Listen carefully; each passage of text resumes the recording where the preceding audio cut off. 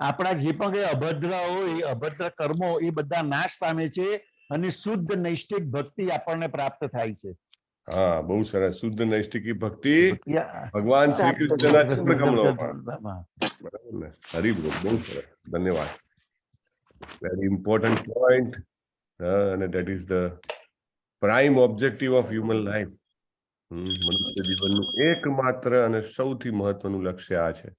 So we all must strive to do that, and by attentively and submissively hearing Shrimad Bhagavatam, right? So I urge all of you to, utilize this opportunity. કઈ opportunity છે તો કે મનુષ્ય જીવન રૂપી તક છે આપણા પાસે. ઘણા મોટા ભાગના જીવો પાસે આ તક પણ નથી. ઓકે, સો ક્યાં સુધી આપણે જોયું હતું? ત્રિત ઋષિ સુધી. ત્રિત ઋષિ સુધી જોયું હતું. ઓકે, ઇન્દ્ર પ્રમદ અથવા ત્રિત, બરાબર ને? પછી ઓકે, આપણે શ્લોકોનું તો એકવાર પઠન કરવું જ જોઈએ. Then we start again discussion, right? Very important. So let us. દૃષ્ટ્વા નિપતિતં ભૂમો. ચોથો શ્લોક. વાંધો નહીં, ચલો લેટ અસ સ્ટાર્ટ ફ્રોમ 4. દૃષ્ટ્વા નિપતિતં ભૂમો.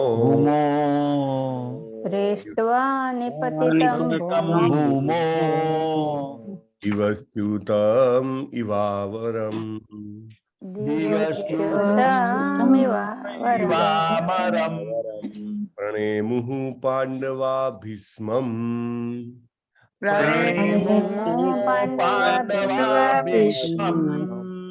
તાનુગાહ સહચક્રિણા.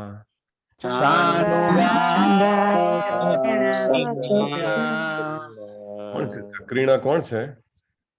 ભગવાન કૃષ્ણ, જે સુદર્શન ચક્ર તે. યસ. તત્ર બ્રહ્મર્ષયઃ સર્વે.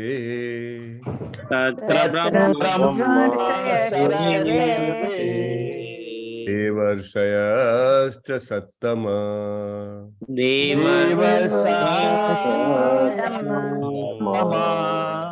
રાજર્ષયશ્ચ તત્રાસન.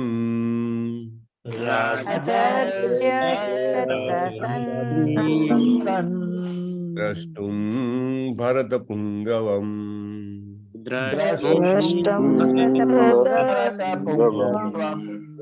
પર્વતો નારદો ધૌમ્યો.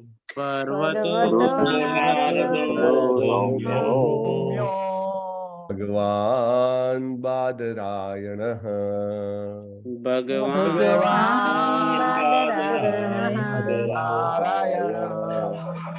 પદશ્ચો ભરદ્વાજઃ.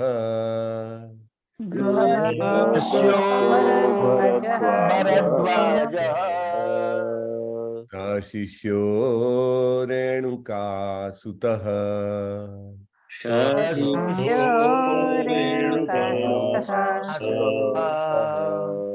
વશિષ્ઠ ઇન્દ્ર પ્રમદસ.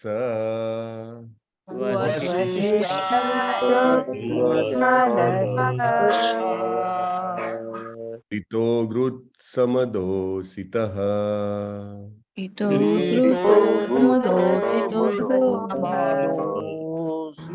અક્ષિવાન ગૌતમોત્રિશ્ચ.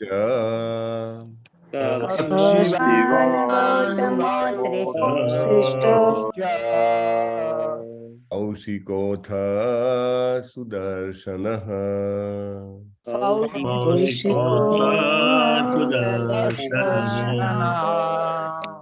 અન્યે ચ મુનયો બ્રહ્મન.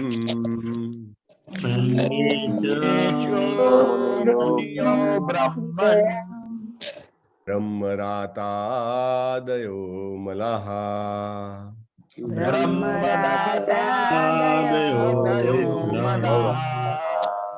શિષ્યૈરૂપેતા આજગ્મુઃ.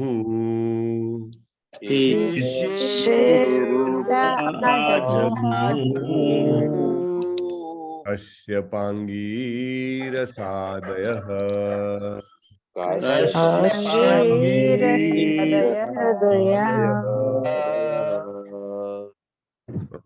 હતા કે એમના એક સિનિયર ભક્ત જે છે એટલે ઇઝ આઈ થિંક ઇનિશિયેટિંગ ગુરુ.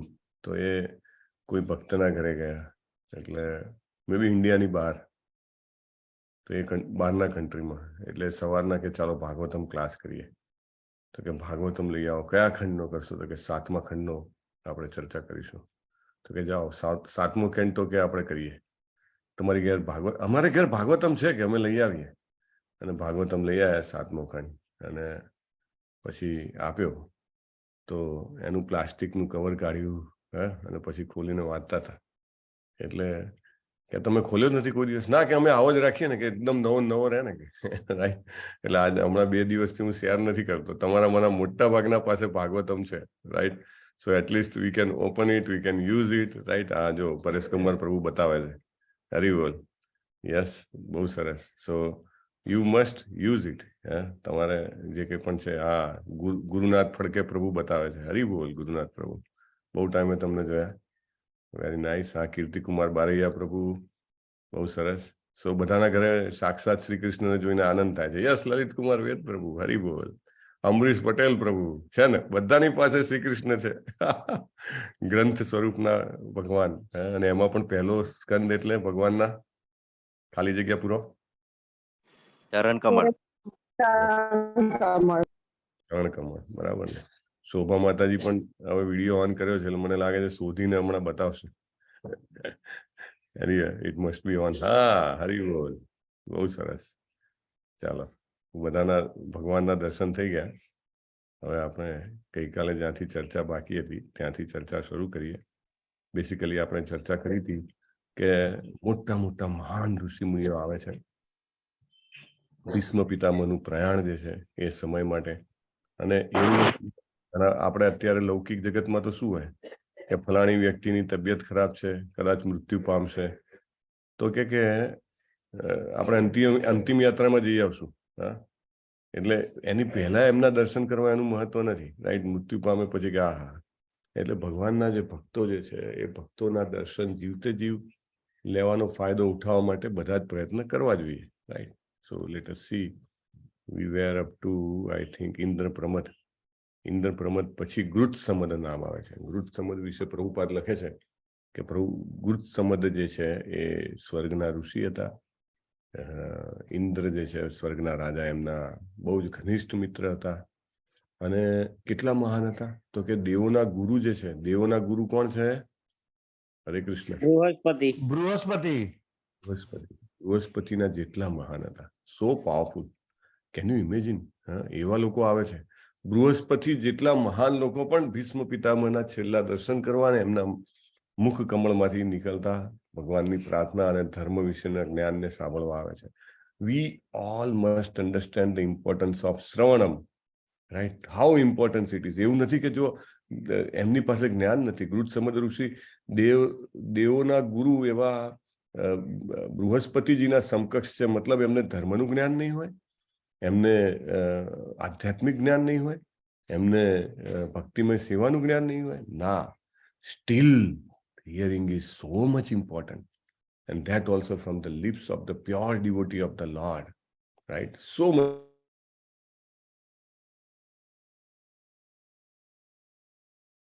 એ સ્વર્ગમાંથી હસ્તિનાપુર મહારાજે યુધિષ્ઠિરના દરબારમાં આવતા હતા.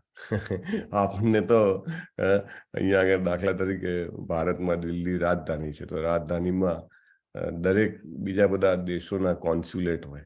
કોન્સ્યુલેટ યુ ના કે પ્રતિનિધિ, એ દેશનું પ્રતિનિધિત્વ કરાવતી એક ઓફિસ હોય. એમ્બેસી, બરાબર ને? યસ પ્રભુ, વેરી ગુડ વર્ક કીર્તિકુમાર પ્રભુ. તો એવી રીતે હોય તો આપણને આમ મતલબ સ્ટીલ આપણને એમ લાગે કે આ પેલા દેશની એમ્બસી છે, આ દેશની એમ્બસી છે. પણ what we are talking about, can we imagine, right? સ્વર્ગમાંથી ફ્રિકવન્ટલી આવતા હતા. કેવી અવર જવર હશે એ વખતે? હા, આપણે તો હજી ચંદ્ર ઉપર ને મંગળ ઉપરના આમ તેમ ફાફા માર્યા કરી છે, ત્યાં હજી પણ કઈ મળ્યું નથી. જયારે આ તો સ્વર્ગમાંથી આવતા જતા હતા. એટલે જેમ જેમ આપણે ભાગવતમ વાંચીએ એમ આપણા શાસ્ત્ર ચક્ષુનો વિકાસ થાય. શાસ્ત્ર ચક્ષુ આપણી દ્રષ્ટિને બહોળી કરે છે અને આપણું જે વિઝન છે, વિઝન માને કે વિઝન છે અને બહુ એનલાર્જ કરે છે. દ્રષ્ટિ અથવા દ્રષ્ટિકોણ એ એકદમ બૃહદ થઈ જાય છે. એટલે આપણે જે પેલું કહેવાય ને સ્થળ, સમય અને પરિસ્થિતિની જે આપણી બંધનવાળી વિચારસરણી હોય છે ને, ટાઈમ, પ્લેસ અને સર્કમસ્ટન્સીસ, મોસ્ટલી 99% મનુષ્યને લઈ લો આપણે તો મોટે ભાગે કે ભાઈ ટાઈમ એટલે કે આટલો ટાઈમ, અને સ્થળ એટલે કે આપણી આ પૃથ્વી જેટલું સ્થળ, સર્કમસ્ટન્સીસ એટલે કે આજે અત્યારે ચાલી રહ્યા છે, હવે કોરોના વધવાનો છે, whatsoever XYZ, those are the only. No, તમે જુઓ અહીંયા આગળ સ્વર્ગમાંથી આવતા જતા હતા ફ્રીક્વન્ટલી, પાછું એવું નહીં કે એકવાર બે વાર આવ્યા.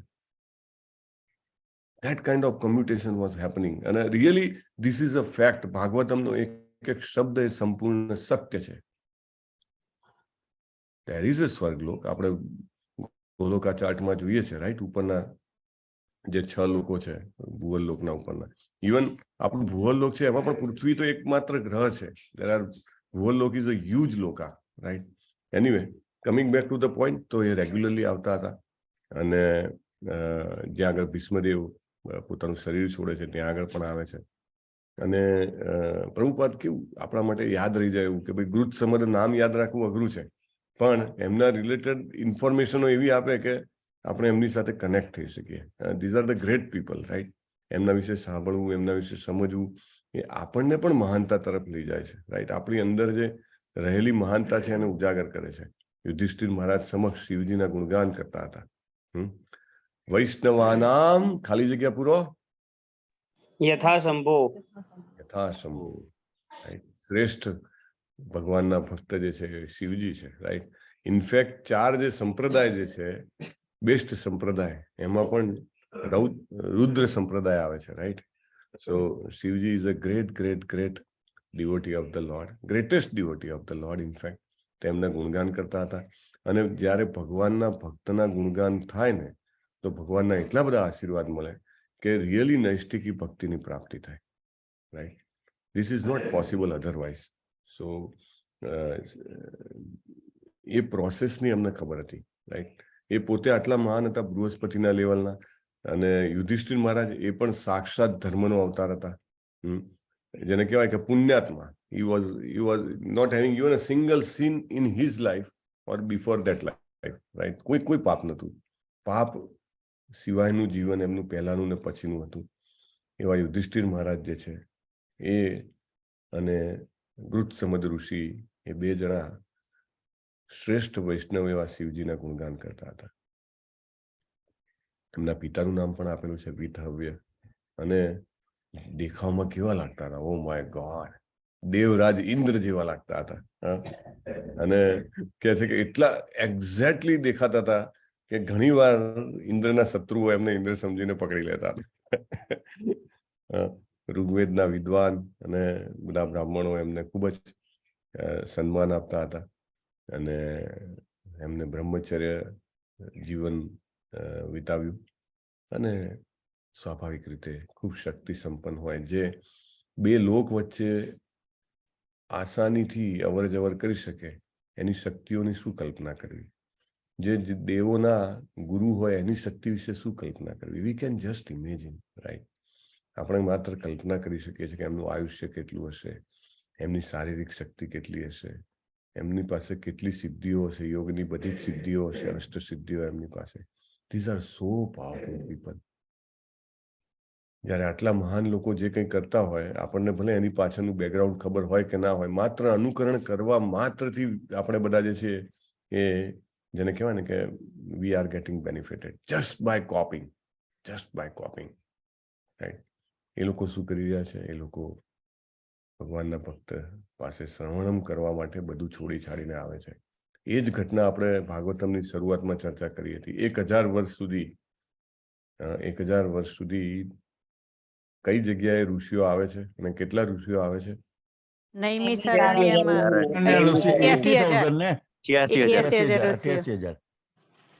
અને ઘરેથી શું કહીને આયા હોય છે? યજ્ઞ કરવા છે. અને પછી તરત જ યજ્ઞ અને બધું કામ બાજુમાં મૂકી અને બેસી ગયા છે. કોણ આવ્યું છે એને સાંભળવા? કોને સાંભળવા? સુત ગોસ્વામી ને શુદ્ધ ગોસ્વામી સમજાવે. સાંભળવા માટે, right? So they understand the importance of shravanam. અને ખબર છે કે શ્રવણમથી જ આપણી ચેતનાની ઉર્ધ્વગતિ થશે. શ્રવણમથી જ આધ્યાત્મિક વિકાસ થશે. શ્રવણમથી જ નૈષ્ઠિકી ભક્તિ શ્રી કૃષ્ણજીના ચરણ કમળોમાં પ્રાપ્ત થશે. રાઈટ? સો રાઈટ સોર્સ શોધી કાઢે કે રાઈટ સોર્સ એમને ખબર છે. દાખલા તરીકે સુત ગોસ્વામી તો રાઈટ સોર્સ છે, બરાબર? સાચા એકદમ ઓથોરાઇઝ જગ્યાએથી સાંભળવાનું, જેવું તેવું નહીં તો પ્રભુપાદ પેલો દાખલો ચૈતન્ય મહાપ્રભુ વાળો દાખલો આપે છે ને કે દૂધ બહુ જ પુષ્ટિદાયક છે, દૂધથી સંતોષ પણ થાય ને શક્તિ પણ મળે, પણ એ જ દૂધ જો જયારે સર્પે દંશ કરી દીધું હોય અને પછી લઈએ તો એ ઝેરીલું બની જાય છે. રાઈટ? મૃત્યુ આપે છે. તેવી જ રીતે સેમ કથા છે, બરાબર? પણ એ જયારે આપણે આ જ ભાગવત કથા આપણે જયારે કોઈ ધંધાદારી વ્યક્તિ પાસેથી સાંભળીએ છીએ ત્યારે આપણું ઉત્કર્ષ કરતી નથી. ઇટ્સ લાઈક સ્પિરિચ્યુઅલ સુસાઇડ, આધ્યાત્મિક આત્મહત્યા થઈ જાય એવું કરે છે. એટલે they all understand. Suta Goswami real source છે. ભીષ્મ પિતામહ ઇઝ ઓથોરાઇઝડ મહાજન છે, એટલે આવી જાય છે. નેક્સ્ટ નામ આવે છે અસિત. અસિતજીનું નામ બીજે ક્યાં આવે છે? ભગવદ ગીતામાં 10મા અધ્યાયમાં. હા, શું કે છે લલિત કુમાર પ્રભુ? મેં આ વસ્તુ છે એ નારદ અસિત દેવલ પાસેથી પણ સાંભળી છે તમારે. હવે તમે સ્વયં કહી રહ્યા છો. Very good. અસિતો દેવલો વ્યાસ સ્વયં ચૈવ બ્રવીસી મે. તમે હવે સ્વયં કહી રહ્યા છો, પણ મહાન ઋષિઓ અસિત ઋષિ, દેવલ ઋષિ, વ્યાસ ઋષિ એમને કીધેલું છે. ત્યાં પણ નામ આવ્યું છે. અર્જુન પોતે પણ જાણતા હતા. રાઈટ? પ્રભુપાદ કહે છે એમના નામના રાજા પણ છે, પણ એ રાજાની અહીંયા વાત નથી. આ વાત તો એ ઋષિની વાત છે, અસિત દેવલ ઋષિ. રાઈટ? પોતાના સમયના બહુ જ મહાન શક્તિ સંપન્ન ઋષિ હતા. મહાભારતના 15 લાખ શ્લોકોની વ્યાખ્યા એમણે પોતાના પિતાને સંભળાવી હતી. હે ભગવાન! 15 લાખ શ્લોકો. આપણને તો ગીતાના 700 શ્લોકો હોય તો વધારે લાગે, અને એમાં ઘણી વાર તો એમાંનાથી ઓછા કરીને 108 ઉપર આવીએ કે ચતુશ્લોકી આવીએ તો પણ આપણને એમાં લાગે કે ભાઈ આ શ્લોકોને યાદ કરવા આગ્રહ છે. 15 લાખ શ્લોકો. એકચ્યુઅલી એ વખતે પ્રોસેસર જ અલગ હતું. દરેક યુગમાં જે છે ને મનુષ્યના શરીરની સાઇઝ, એના બ્રેઇનની કેપેસિટી, આ બધું જ જે છે અલગ અલગ હોય છે. Right?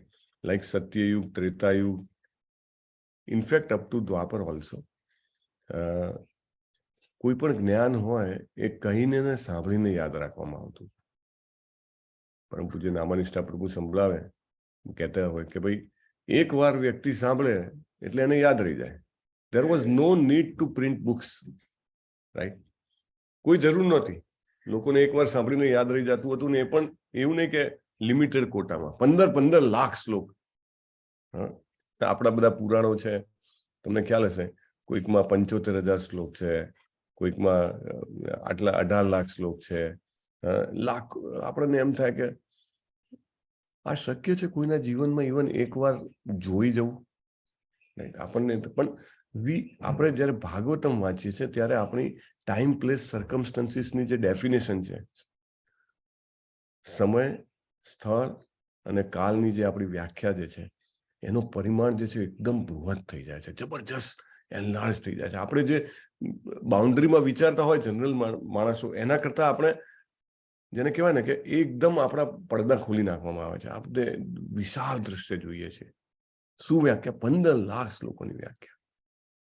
It is possible. It is possible. આપણે આ શરીર છોડીએ, ભગવત ધામ જઈએ, આપણને એવું શરીર મળે. We can similarly. રાઈટ? ભગવાનના એક ભક્ત પરમ પૂજ્ય નામાનિષ્ઠા પ્રભુ, જેમને ભક્તિમાં લઈ આવ્યા, એ કહેતા હતા કે એમને એક સિનિયર પ્રભુપાદના ડિસાઇપલ છે, એમને પૂછ્યું કે મને તો મારે બહુ ઈચ્છા છે કે મારે ભગવદ્ ગીતા, ભાગવતમ, ચૈતન્ય ચરિતામૃત એ બધું સમજવું છે. તો કે તને સંસ્કૃત નથી આવડતું? તો કે ના, નથી આવડતું. અરે શું કર્યું તે? તો કે મેં તો એન્જિનિયરિંગ કર્યું. હે ભગવાન! કે 22 વર્ષ વેડફી નાખ્યા તે. અરે એમાંથી 2 વર્ષ પણ ખાલી સંસ્કૃત શીખ્યો હોત તો કંઈક ફાયદો થાત ને. કે સાચી વાત, કે ખરેખર જીવન વેડફાઈ ગયું. પછી એ જઈને કૃષ્ણજીને પ્રાર્થના કરે છે કે મને ખરેખર શાસ્ત્ર સમજવા છે, કંઈક દ્રષ્ટિ આપો. હૃદયપૂર્વકની પ્રાર્થના, રિપીટેડ પ્રાર્થના, કૃષ્ણ એક્સેપ્ટ્સ ધેટ. અને બહુ સરસ રીતે ભાગવતમ, ભગવદ્ ગીતાની વ્યાખ્યાઓ કરે છે. અને અનેક લોકોને શાસ્ત્ર ચક્ષુનું દાન કરે છે. શાસ્ત્ર ચક્ષુનું દાન એટલે લોકો શાસ્ત્રની દ્રષ્ટિથી જોતા થાય છે. અને શાસ્ત્રો, ભગવાન કહે છે, ये શાસ્ત્ર વિધિ મુત્સૃજ્યમ વર્તતે કામ કારણત. રાઈટ? એટલે શાસ્ત્રો એટલે સાક્ષાત ભગવાન છે. એટલે ભગવાને આપેલા શાસ્ત્રોની દ્રષ્ટિથી જોઈ શકે છે. So if we do not understand, we have to pray. And if we pray, our prayers will be answered. Right? Anyway, coming back to the point. જન્મેજયના જે નાગ યજ્ઞમાં પણ આજે અસિત ઋષિ છે એ આવ્યા હતા. અને મહારાજ યુધિષ્ઠિરના રાજ્યાભિષેકમાં પણ હતા. અને એમને ઉપદેશ પણ એમને આપ્યો હતો અજ્જન પર્વત ઉપર. શિવજીના ભક્ત હતા. નેક્સ્ટ, કક્ષિવાન ઋષિ. કક્ષિવાન ઋષિ કોણ? તો કે ગૌતમ મુનિના જે પુત્રો હતા એમાંના એક, મહર્ષિ ચંદ્ર કૌશિકના પિતા. એટલે જુઓ, પ્રભુપાદ આપણા માટે, આપણે ખાખા ખોળા કરવાની જરૂર જ નથી. આપણને પ્રભુપાદના ભાગવતમમાં એમના પપ્પાનું નામ ને એમના પુત્રનું નામ બંને મળી જાય છે. સમ હાઉ વી કેન કનેક્ટ. પ્રભુપાદનો આ ઉપદેશ શું છે? શું કામ આ બધા નામ આપે છે? આપણે સામાન્ય રીતે એકલા ભાગવતમ વાંચતા હોઈએ તો કે ઓકે, ગૌતમ ઋષિના પુત્ર ને મહર્ષિ ચંદ્ર કૌશિકના પિતાને આમ કરીને આપણે આગળ જઈએ. But when we read together, when we discuss together, we have to understand the importance. Prabhupada wants us to connect with these great personalities. અને એમના પ્રત્યે અહોભાવ ઉત્પન્ન થાય એવું પ્રભુપાદ ચાહે છે. એમને ટેલિપથીથી બોલાવવામાં આવ્યા છે. એટલે આ બધા મહાન છે. કૃષ્ણ જે હૃદયમાં વસેલા છે એમને પ્રેરણા કરી છે કે come, please come, my great devotee is leaving his body, please come. એટલે કૃષ્ણજીના જેને કહેવાય ને કે ખાસ માણસો છે આ બધા. Whatsoever they are. આગળ લખ્યું છે કે ભાઈ આપણે આગળના જે ઋષિ જોયા અસિત ઋષિ, તો કે ભાઈ શિવજીના ભક્ત હતા. Yes, that's all right. Shivji ભગવાનના પરમ ભક્ત છે, આપણે એની વેટ ચર્ચા કરી છે. પણ તે Krishna call them from heart. Right? એ વખતે આવું તો કંઈ મેં હતું નહીં કે છાપામાં કે ન્યૂઝ ચેનલમાં આપી દે બ્રેકિંગ ન્યૂઝ, ભીષ્મ પિતામહ જઈ રહ્યા છે, જેને પણ દર્શન કરવા હોય એ ગૂગલ લોકેશન આપી દેવામાં આવે. કે કુરુક્ષેત્રમાં આ જગ્યાએ પહોંચી જાઓ અને ઉત્તરાયણમાં આ તારીખે આટલા વાગે છોડવાના છે. ને બધી ચેનલો વાળા લઈને આવી જાય. હવે છોડે છે કે નહીં, હવે શું કરશે, કોણ શું બોલશે? ના, એવું તો છે નહીં ને. It's all Krishna's telepathy. Right? હૃદયમાં બેઠેલા કૃષ્ણજી છે કે ચલો. So these are all great people. એટલે આપણે સામાન્ય રીતે નહીં. ગૌતમ મુનિના પુત્ર છે ચંદ્ર કૌશિક, પણ બહુ મહાન મહર્ષિ હશે. પ્રભુપાદે નામ લીધું છે એટલે એમના પિતા છે. અને મહારાજ યુધિષ્ઠિરની જે પાર્લામેન્ટ હતી એમાંના એ મેમ્બર હતા. અત્યારે આપણી જે હોય દાખલા તરીકે મેમ્બર ઓફ પાર્લામેન્ટ, MP કે ને, એને તો ચૂંટાવવું પડે. આમને તો મહારાજ યુધિષ્ઠિર ધર્મરાજાએ પોતે સિલેક્ટ કરેલા. રાઈટ? પછી આવે છે અત્રિ ઋષિ. અત્રિ ઋષિનું નામ તો લગભગ બધાને ખબર હોય. મહાન ઋષિ હતા, મહાન બ્રાહ્મણ ઋષિ હતા. બ્રહ્માજીના માનસ પુત્ર હતા. રાઈટ? બ્રહ્માજી કલ્પના કરીને પુત્ર ઉત્પન્ન કરી શકે છે. રાઈટ? એટલે માનસ પુત્ર. બ્રહ્માજીની આ શક્તિ જે છે એ અદ્ભુત છે. એમને 7 માનસ પુત્રો અને 7 બ્રહ્મર્ષિઓમાંના એક હતા અત્રિ ઋષિ. જો ભગવાન એમના ભક્તોને પણ અદ્ભુત શક્તિ આપે છે. બ્રહ્માજીને સર્જનની પણ શક્તિ આપે છે અને કલ્પના કરવા માત્રથી એ સર્જન કરી શકે છે. This is not normal. Right? એટલે બ્રહ્માજીને નોર્મલ ગણવા વાળા કે ઘણા બધા લોકો એમને નીચા પાડવા વાળા કે બ્રહ્માજી તો એકવાર પોતાની પુત્રી સરસ્વતી પાછળ ભાગ્યા હતા. Those all thing happened before his realisation. Right? એમને જે તપ કર્યું, એમને જે રિયલાઇઝેશન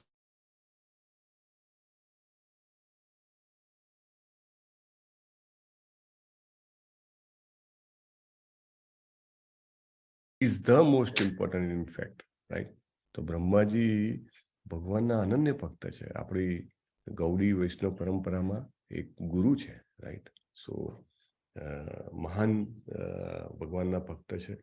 અને એવું કહે છે કે અત્રિ ઋષિ જે છે એમના પરિવારમાં મહાન પ્રચેતાઓ ઉત્પન્ન થયા. આપણે આગળ ભાગવતમમાં આવશે, બહુ સરસ ઘટના છે. વાવ. આઈ થિંક રાજા પ્રાચીન બરહિસાતના પુત્ર, રાઈટ, અને પ્રચેતા બહુ જ એટલા પાવરફુલ હતા. અને એનીવે આગળ પ્રભુપાદ કહે છે કે એમના અત્રિ ઋષિ પોતે મુનિ હતા, રાઈટ, એટલે બધું છોડી છાડીને માત્ર આધ્યાત્મિક વિકાસ માટે જીવતા હતા. પણ એમના જે પુત્ર હતા એ એમના પુત્ર બધા રાજા બન્યા, બંને પુત્ર રાજા બન્યા. પ્રભુપાદ તો એમનું નામ પણ આપે છે, અર્થમ રાજા, અને 21 પ્રજાતિઓમાં એની ગણના કરવામાં આવે છે. અત્રિ ઋષિના પત્નીનું નામ અનસુયાજી, મહાન, બધાને ખબર છે, રાઈટ, અને મહારાજા પરીક્ષિતના યજ્ઞોમાં એમને સહાયતા કરી હતી. અનસુયા માતાજી અને અત્રિ ઋષિ એ ભગવાનના એક અવતારના પણ માતા પિતા બને છે, રાઈટ. કયા છે અવતાર? આપણે દત્તાત્રેય ભગવાન, ગુરુ દત્તાત્રેય. દત્તાત્રેય ભગવાન કી જય. સચ ગ્રેટ પર્સનાલિટી. ભગવાનના ફાધર પણ આવે છે ભીષ્મ પિતામહના દર્શન કરવા. Okay.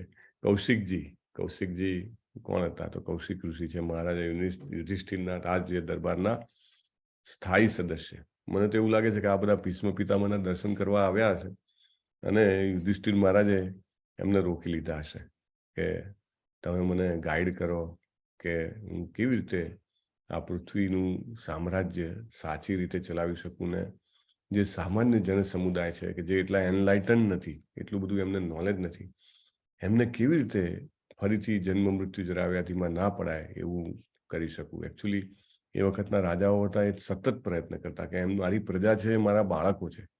they loved their population as much as their own children, right? જેવી રીતે આપણા બાળકની આપણે સાંભળીએ છીએ, પ્રભુપાદ કહે છે કે બાળકની આપણી જવાબદારી કે એને ફરીથી જન્મ મૃત્યુ જરાવ્યાધીમાં આવવું ના પડે. એવી જ રીતે આ જે રાજાઓ હતા, એ રાજાઓ પોતાની જવાબદારી સમજતા હતા કે એમની પ્રજાને કેમ ફરીથી ના આવવું પડે અહીંયા આગળ, દુઃખાલયમ અશાશ્વતમ એવી જગ્યાએ. એટલે એ આવા બધા ઋષિઓને કોન્ટેક્ટ કરીને ખાસ રાખતા. ઋષિઓ નહીં તો નહીં પર્વતોમાં રહે કે નદી કિનારે રહે, પણ આવા રાજાઓ જે છે એમને સ્પેશિયલ વ્યવસ્થા કરી આપતા અને સ્પેશિયલી રાખતા. આપણને ખબર છે કે વશિષ્ઠ મુનિ જે છે, દાખલા તરીકે રામ ભગવાનના દરબારમાં, એમના પિતા દશરથ રાજાના દરબારમાં, રાઈટ. સો દરેક ઋષિઓને આ રીતે ગાઈડન્સ, એમના ગાઈડન્સમાં રાજ્ય ચલાવવામાં આવતું કે જેથી કરીને જન સમુદાયનું ચોક્કસ ભલું થાય. કૌશિક મુનિ છે તો એ તો ક્યારેક ક્યારેક ભગવાન શ્રી કૃષ્ણને પણ મળતા હતા. ઓકે. નેક્સ્ટ આવે છે સુદર્શનજી. સુદર્શનજી આમ તો જોવા જાવ તો નામ તો બહુ જ જાણીતું છે. સુદર્શનજી એક ભગવાનના અનન્ય ભક્ત છે અને ભગવાનની સેવામાં જે કોઈ પણ વસ્તુ હોય, દાખલા તરીકે ભગવાન શંખ ચક્ર ગદા પદ્મ ધારણ કરે છે, તો એ ચારે વસ્તુ નિર્જીવ નથી. આપણા ભૌતિક જગતમાં તો શંખ હોય કે ગદા હોય કે કમળ હોય, તે બધું નિર્જીવ હોય, રાઈટ. આપણને લાગે એમાં જીવ નથી, પણ ભગવાનની પ્રત્યક્ષ સેવામાં આવતી દરેક વસ્તુ જે છે સજીવ છે. આપણે વાત થઈ હતી, ગોલોક વૃંદાવનમાં એક ઝાડ હોય તો પણ એ ભગવાનનો ભક્ત છે. એ એનું સ્વરૂપ બદલી શકે છે, એક જગ્યાએથી બીજી જગ્યાએ જઈ શકે છે. સરિતા વહેતી હોય કે ઝરણું વહેતું હોય, એ પણ સજીવ હોય છે, રાઈટ. ભગવાનની સેવા કરવા માટે ત્યાં પ્રગટે છે. કે એક મોટો પથ્થર હોય કે જેને અઢેલીને ભગવાન એમના ગોપ બાળ મિત્રો સાથે બેસીને બપોરના આરામ કરતા હોય, તે પથ્થર પણ જસ્ટ ફોર સર્વિંગ કૃષ્ણ, શાંત ભાવમાં ઇઝ ધેર, રાઈટ. તો એવી રીતે સુદર્શન જે છે એ પણ શક્તિશાળી અસ્ત્ર છે. એકચ્યુઅલી આ પણ ભાગવતમની એક બહુ જ મહાન દેન છે કે ભાગવતમ આપણું પરિપ્રેક્ષ્ય બદલે છે. આપણે સ્થૂળ વસ્તુઓને માત્ર નિર્જીવ અથવા તો નિષ્પ્રાણ સમજતા હોઈએ છીએ. આપણે સામાન્ય જે ભાગવતમના કોન્ટેક્ટમાં ના આવ્યું હોય, એની કલ્પનાની પરે હોય કે કેવી રીતે એક શસ્ત્ર જે છે એ ભગવાનનું ભક્ત હોઈ શકે.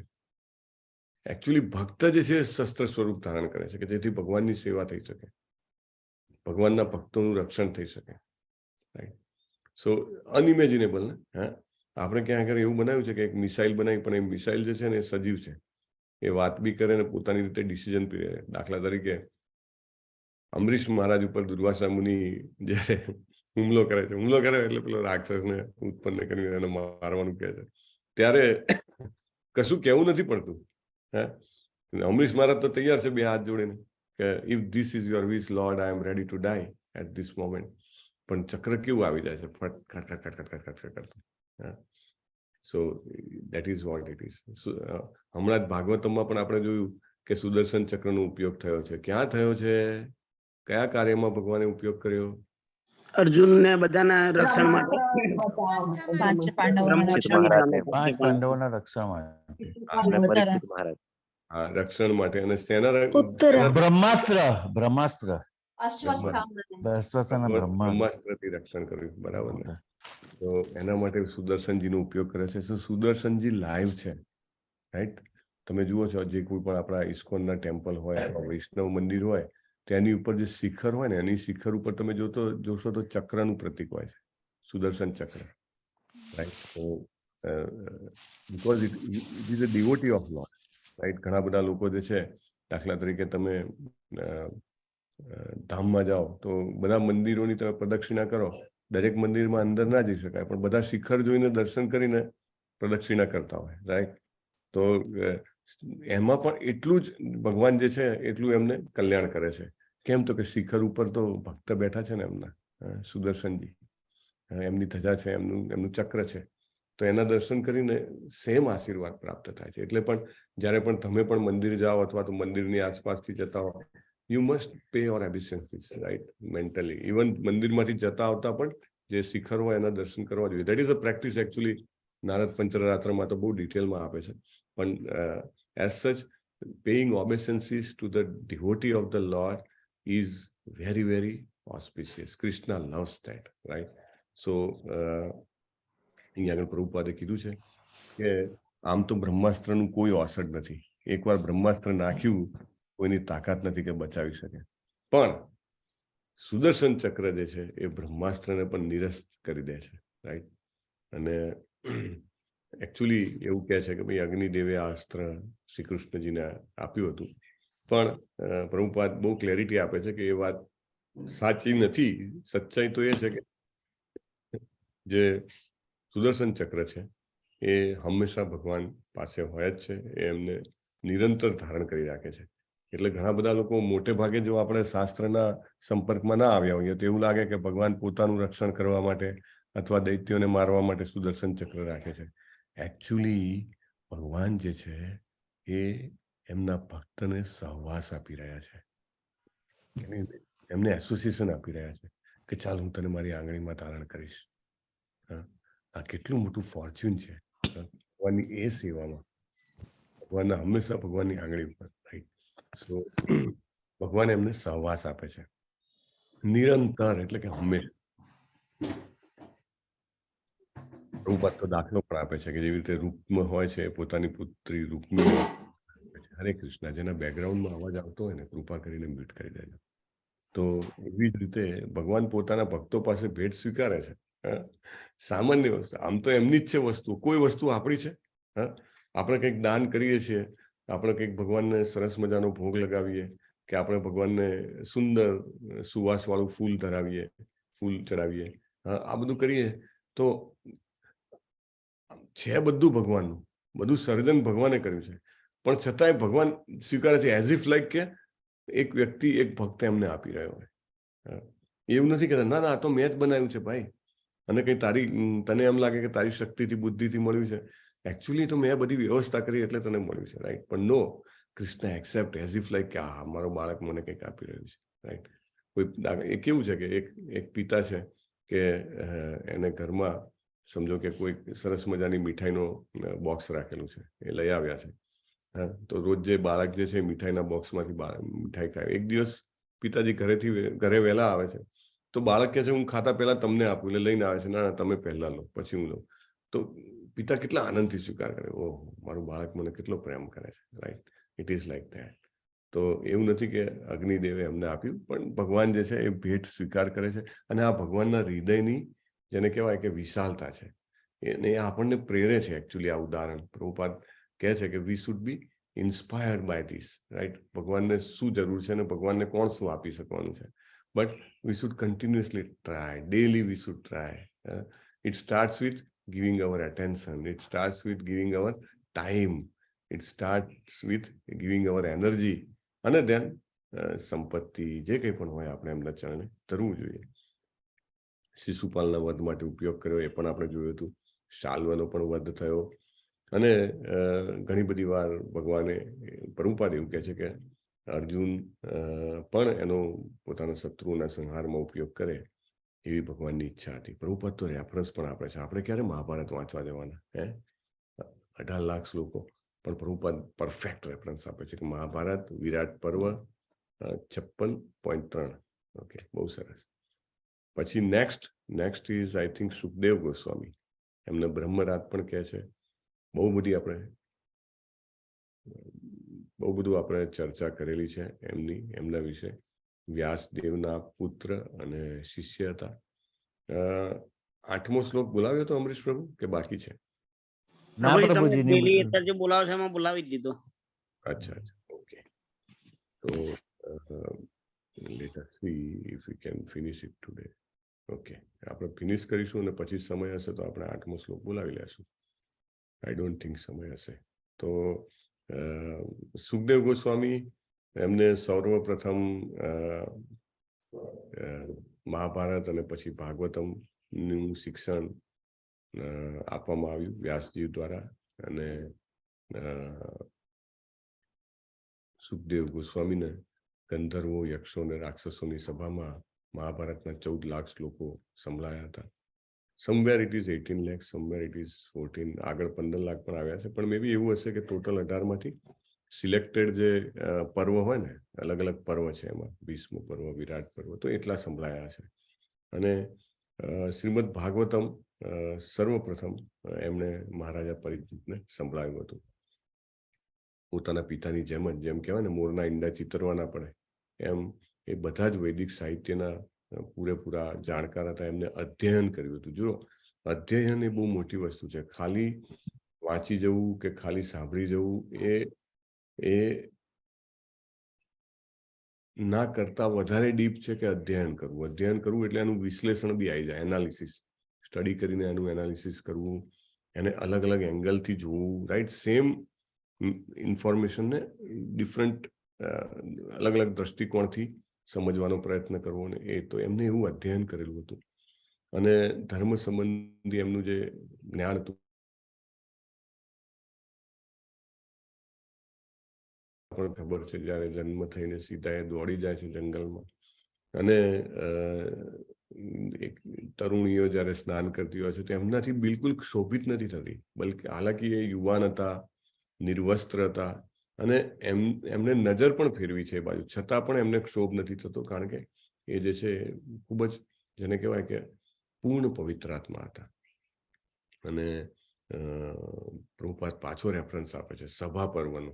સભા પર્વ 4.11 થી ખબર પડે છે કે મહારાજા યુધિષ્ઠિરની સભામાં અને ત્યારે પણ હાજર હતા. અને પછી યુધિષ્ઠિર મહારાજ જતા રહ્યા, પછી પરીક્ષિત મહારાજ રાજા બન્યા, અને પરીક્ષિત મહારાજ જયારે ઉપવાસ કરે છે ત્યારે પણ હાજર હતા. કોઈ જગ્યાએ એ કેટલો ટાઈમ રોકાય છે આપણે આગળ ચર્ચા કરી હતી. ગોદોહન પૂરતું જ.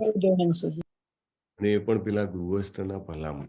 પણ જ્યારે પરીક્ષિત મહારાજે ચાહ કરી કે હવે મારે છેલ્લે શું કરવું જોઈએ, ત્યારે 7 દિવસ 7 રાત રોકાય છે.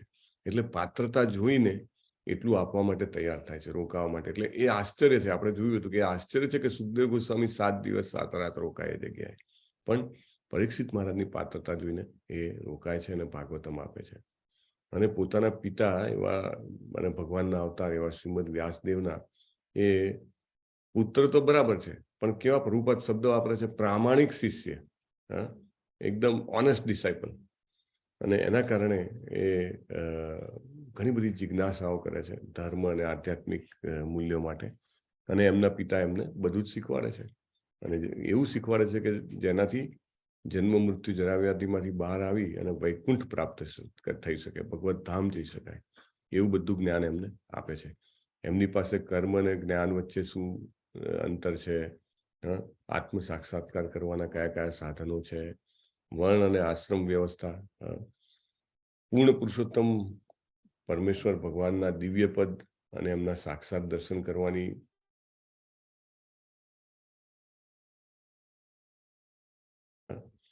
તમને ખબર છે એ પહેલા તો બ્રહ્મ જ્ઞાની હતા, એટલે જેને કહેવાય ને કે સમાધિમાં રત. એમને લાગતું હતું કે આ બીજું બધું જ યુઝલેસ છે, પણ જેવો એમને ભાગવતમનો શ્લોક સાંભળ્યો, માતા પિતા પાસે આવ્યા, અરે મારું જીવન અત્યાર સુધીનું વેસ્ટ થઈ ગયું, જે ભગવાનની ભક્તિમાં જે આનંદ છે, જે પ્રેમ છે, એ તો ક્યાંય નથી. એટલે આમ જોવા જાવ તો બધી જ રીતે જ્ઞાની માણસ છે, અને સ્વરૂપ સિદ્ધ વ્યક્તિ જે કહી શકાય એવા બધા જ લક્ષણો એમના હતા. એકચ્યુઅલી વર્ણન આવે છે, આપણે આગળ આવશે. સુખદેવ ગોસ્વામી જયારે સભામાં આવે છે ત્યારે આમ તો જોવા જાવ તો એટલા જબરજસ્ત એમના શરીરના લક્ષણો હોય છે, પણ સામાન્ય લોકો એમને ઓળખી ના શકે. એટલે બાળકો અને સ્ત્રીઓ ને બધા એમની પાછળ એમને જાણે પેલા જેને કહેવાય ને કે કનડતા અથવા એમના વિશે ખીલ્લી ઉડાવતા આવે છે. Right, he was so great. એમના શરીરના લક્ષણો અદ્ભુત હતા. એમને બધું જ ખબર હતી, અને કલ્પતરુ મનોવૈજ્ઞાનિક વિષયોમાં એમની જેમને કહેવાય પ્રવીણતા હતી. ક્યારેક મહર્ષિ વેદવ્યાસ અને નારદજીની અનુમતિથી એ સૂર્યલોક પણ જતા હતા. આ ફરીથી આવ્યું, કોઈ સ્વર્ગથી અહીંયા આવે છે અસિત મુનિ, અને અહીંયા આગળથી સુખદેવ ગોસ્વામી સૂર્યલોક જાય છે. હે ભગવાન!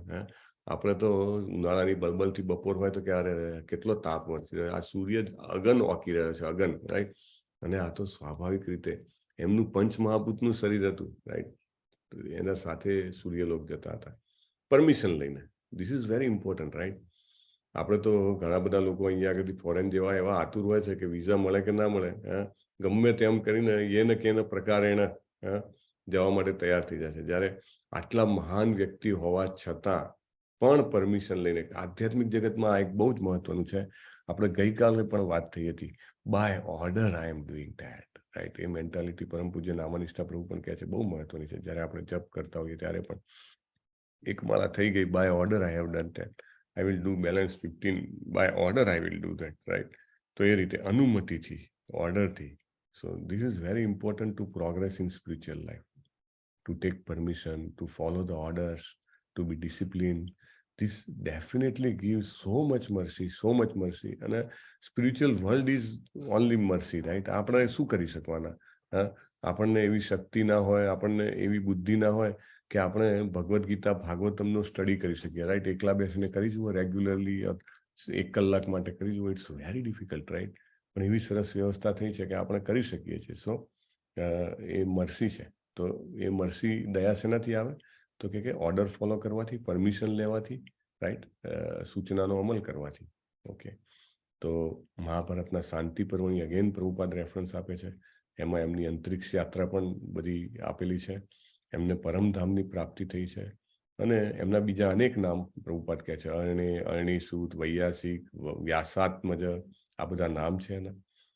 એના પછી Prabhupada, I think this is last one, Kashyap ઋષિની વાત કરે છે. એ મનીષીના પુત્ર હતા, પ્રજાપતિઓમાંના એક હતા, અને આઈ થિંક વામનદેવના પિતા. Right, I think let me check.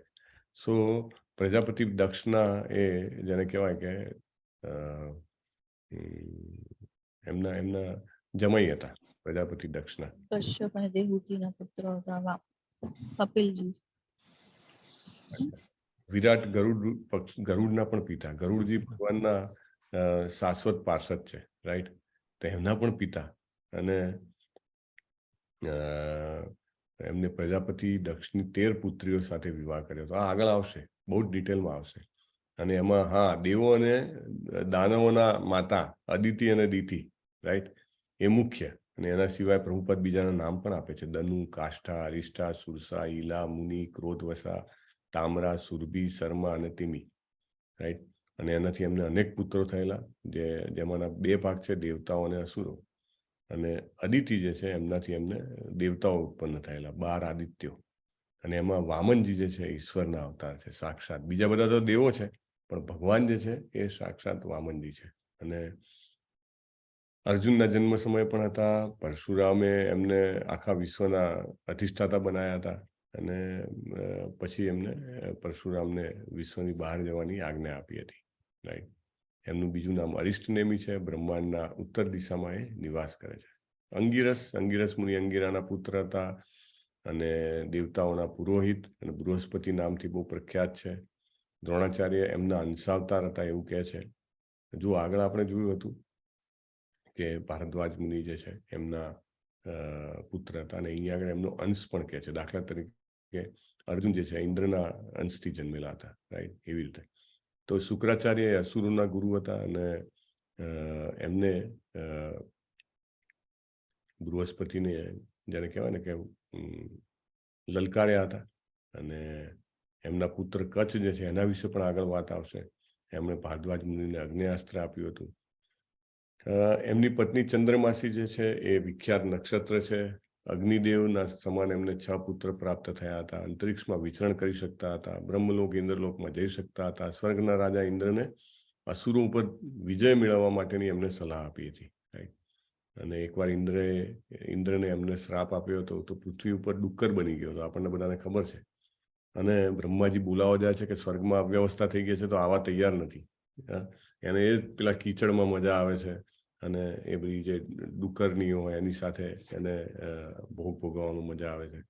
તો માયાનું આકર્ષણ બહુ જબરજસ્ત હોય છે, અને એને ગમે તેવા મતલબ ઇન્દ્રને પણ ડુક્કરનું પદ છોડવું નથી. એટલે આના ઉપરથી એ સમજવાનું છે કે જેટલો આનંદ મનુષ્યને અહીંયા આગળ ભોગ ભોગવવામાં આવે છે, એટલો જ આનંદ પ્રાણીઓને પણ આવે છે, એને પણ છોડવું નથી હોતું, રાઈટ? તો વી મસ્ટ અન્ડરસ્ટેન્ડ કે we must go back to Godhead. Okay, with that we complete the discussion. કાલે આપણે 9મા શ્લોકથી શરૂઆત કરીશું. વાંછા કલ્પતરુભ્યશ્ચ કૃપા સિંધુભ્યૈવ ચ. પતિતાનાં પાવનેભ્યો વૈષ્ણવેભ્યો નમો નમઃ. અનંત કોટી વૈષ્ણવ વૃંદ કી જય. શિલા પ્રભુપાદ કી જય. ગ્રંથરાજ શ્રીમદ ભાગવતમ કી જય. સદગુરુ દેવ કી જય. હરે કૃષ્ણ હરે કૃષ્ણ કૃષ્ણ હરે હરે રામ રામ હરે રામ રામ રામ રામ હરે હરે હરે હરે હરે હરે હરે. હરે હરે કૃષ્ણ કૃષ્ણ હરે પ્રભુ, કૃષ્ણ. હરે